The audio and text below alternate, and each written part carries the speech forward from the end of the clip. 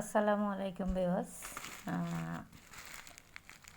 আমার খুব কাছের আত্মীয় প্রায় গত 1 তারিখ থেকে এই পর্যন্ত ক্যান্সার হসপিটালে দৌড়াইতে দৌড়াইতে নিজেদের মধ্যে শরীর নিয়ে একটু সচেতনতা হয়তো আসছে। সেই জন্য চিন্তা করতেছি যে 3 বেলা ভাত খাই বা 1 বেলা রুটি খাই, কিংবা 2 বেলা ভাত 1 বেলা রুটি খাই, তারপরেও কেমন মাশাআল্লাহ কাঁঠালের মতো শুকাই যায়, খালি কাঁঠালের মতো হুগাইয়েই যায়।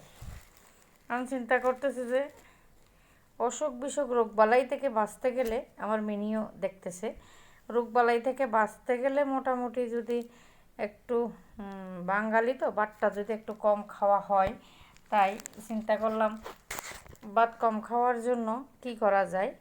তো একটা পেজে অনলাইনে অর্ডার করলাম যে মিক্সার কিছু ফুড, এই যে কী জানি আছে, তা বন্ধুরা আমি সঠিক জানিও না, কিন্তু বললো তারা এর সাথে ওটস মিশিয়ে দৈনিক 2 চামচ বা 3 চামচ প্রতিবেলায় সকালে এবং রাইতে যদি খাই, তাহলে হয়তো বা ওজনটা কমবে। একবেলা ভাত খাই তাহলে হয়তো বা ওজনটা কমবে। তো কেমন হচ্ছে খাবারটা, আসলে কেমন হবে জানি না, আমি এই প্রথম অর্ডার করলাম।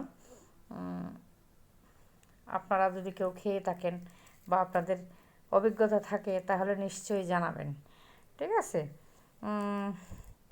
কারণ চিন্তা করলাম যে কাঁঠালের মতো হুগাই এলাম নাই, হুগাইতে হবে গ্যান্ডারির মতো। তো গ্যান্ডারির মতো হুগাইতে হলে খাবারের বিকল্প খোঁজ করতে হবে। ভাত রুটি খাওয়া যাবে না 3 বেলা, 2 বেলা এটার সাথে ওটস মিশিয়ে খাবো, সাথে একটু দুধ আর ফল, ঘরের মধ্যে যা ফল থাকে, যেমন আপেল আর হইলো কি কলা, একটু মিশিয়ে সুন্দর করে খাওয়া যাইবে। তো কীভাবে খাওয়া যাবে আমি আরেক সময় যখন খাবো ফল দিয়ে, তখন আপনাদের সাথে অবশ্যই শেয়ার করব। তো আপনারাও নিশ্চয়ই নিজেদের স্বাস্থ্যের দিকে অবশ্যই খেয়াল রাখবেন, আর আমাদের জন্য সবার জন্য দোয়া করবেন। আমিও দোয়া করি সবার জন্য। আপনারাও খেয়ে দেখতে পারেন অবশ্যই কেমন লাগে। আমি এখনও খাইনি, দেখি একটু বিসমিল্লাহ করে খাইয়ে দেখি কেমন লাগে। বেশ মজাদার, আলহামদুলিল্লাহ। অবশ্যই আপনারা খাবেন। এখানে আছে হলো কিশমিশ, কুমড়ো বীজ, তিল, তিসি, মনে হয় এইসবই সম্ভবত। হ্যাঁ, এইসবই আছে। খাইতেও ভারী মজা মাশাআল্লাহ।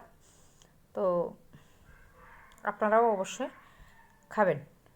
পরবর্তীবার আমি যখন দুধ এবং ফল দিয়ে খাবো তখন আবার শেয়ার করব ইনশাল্লাহ।